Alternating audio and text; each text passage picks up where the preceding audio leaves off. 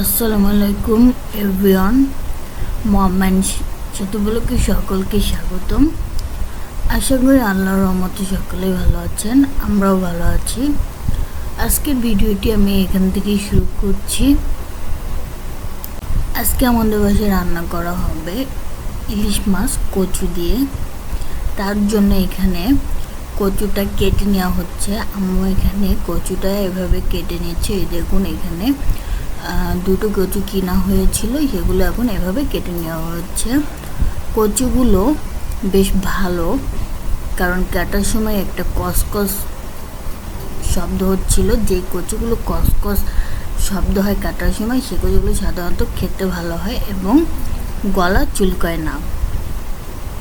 আপনারা কচুর তরকারি কেমন খান তা কমেন্ট করে জানাবেন।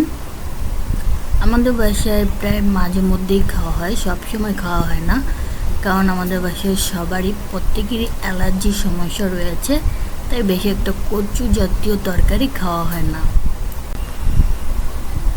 ইলিশ মাছ আর কচুর সঙ্গে রয়েছে আরও অনেক তরকারি, সবগুলো আপনাদের ভিডিওতে শেয়ার করবো, ভিডিওটি দেখতে। এই যে দেখুন, বাইরে অনেক বৃষ্টি হচ্ছে, কিছুটা বৃষ্টি ভিডিও আপনাদের সাথে শেয়ার করলাম। দেখুন আজকে আমাদের বাসায় কী কী রান্না করা হচ্ছে। এখানে রয়েছে ইলিশ মাছ। ইলিশ মাছটা জাল দেওয়া হয়েছে, তারপরে কচু দিয়ে রান্না করা হবে। শুধু হালকা করে জাল দিয়ে রাখা হয়েছে।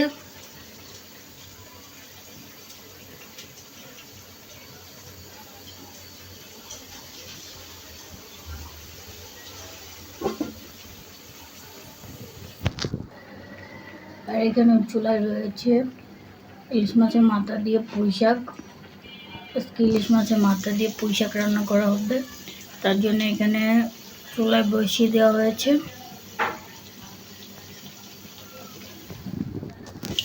আর তার সাথে এখানে রয়েছে একটি ইলিশ মাছের লেজা। ইলিশ মাছের লেজাটা আজকে ভর্তা করা হবে, ভেজে তারপর রসুন পেঁয়াজ মরিচ দিয়ে ভর্তা করা হবে।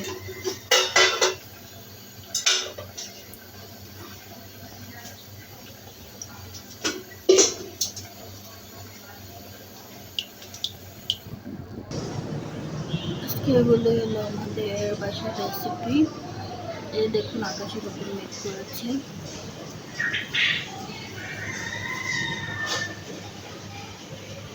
আর এই যে আমাদের পুঁই শাক গাছগুলো ভালোই বড় হয়েছে, এই যে দেখুন।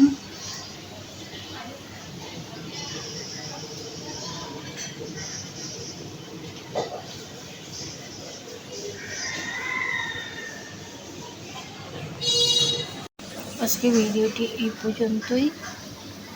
ভিডিওটি ভালো লাগলে লাইক কমেন্ট শেয়ার এবং সাবস্ক্রাইব করবেন।